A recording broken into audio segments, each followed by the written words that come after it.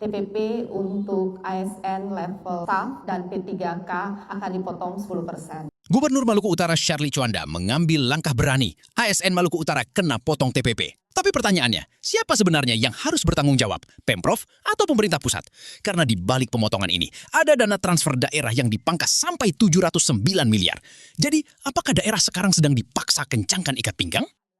Pemerintah Provinsi Maluku Utara resmi memangkas TPP ASN. Staf dan P3K dipotong 10%, sementara pejabat eselon 1 hingga 4 dipotong 20%. Gubernur Syarli Juanda menjelaskan, langkah ini diambil karena kondisi keuangan daerah sedang tertekan. Salah satu penyebab utamanya adalah pemangkasan transfer ke daerah dari pemerintah pusat sebesar 709 miliar rupiah.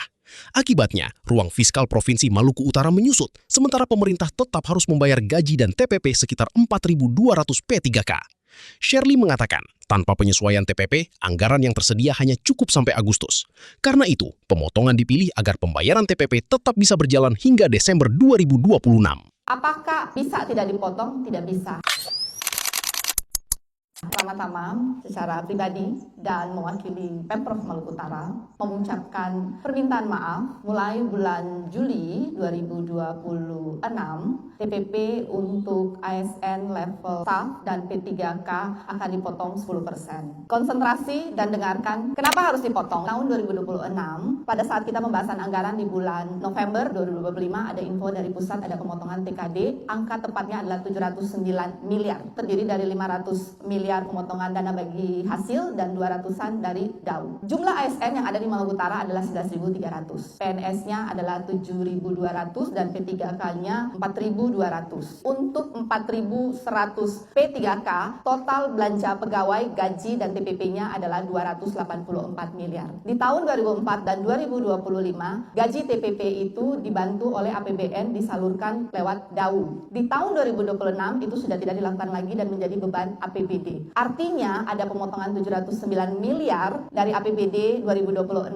dan beban P3K menjadi tanggung jawab APBD. Di tahun 2026 APBD kita itu tinggal 2,8 triliun. Belanja pegawai yang dianggarkan hanya 1,1 triliun. Dengan hitungan gaji Januari sampai Desember, TPP yang dianggarkan di Induk 2026 itu hanya sampai dengan bulan Agustus. September, Oktober, November, Desember punya TPP itu belum dianggarkan. Untuk menganggarkan dibutuhkan angka sekitar 263 miliar untuk membayar TPP September, Oktober, November, Desember. Uangnya dari mana? Karena ada kenaikan PAD di tahun 2025 dari APBD penerimaan kita dari 3,2 jadi 3,6 triliun, kita ada sisa saldo sekitar 346 miliar di tahun 2026 silva. Artinya baru boleh bisa dipakai di APBD P.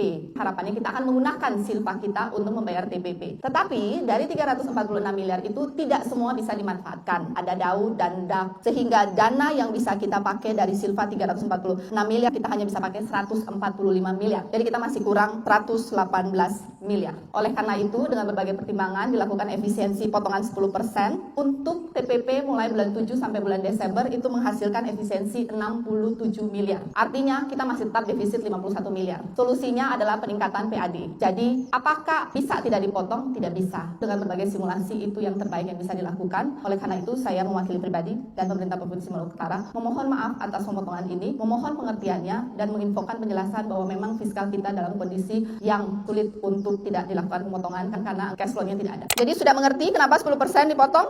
Sudah? Terima atau tidak? Masuk akal atau tidak?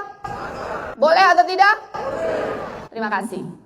Menteri Keuangan Purbaya Yudi Sadewa mengatakan pemerintah tengah memetakan daerah-daerah yang mengalami kesulitan fiskal setelah pemotongan transfer ke daerah atau TKD, termasuk daerah yang berpotensi tidak mampu membayar gaji pegawai maupun membiayai pelayanan dasar.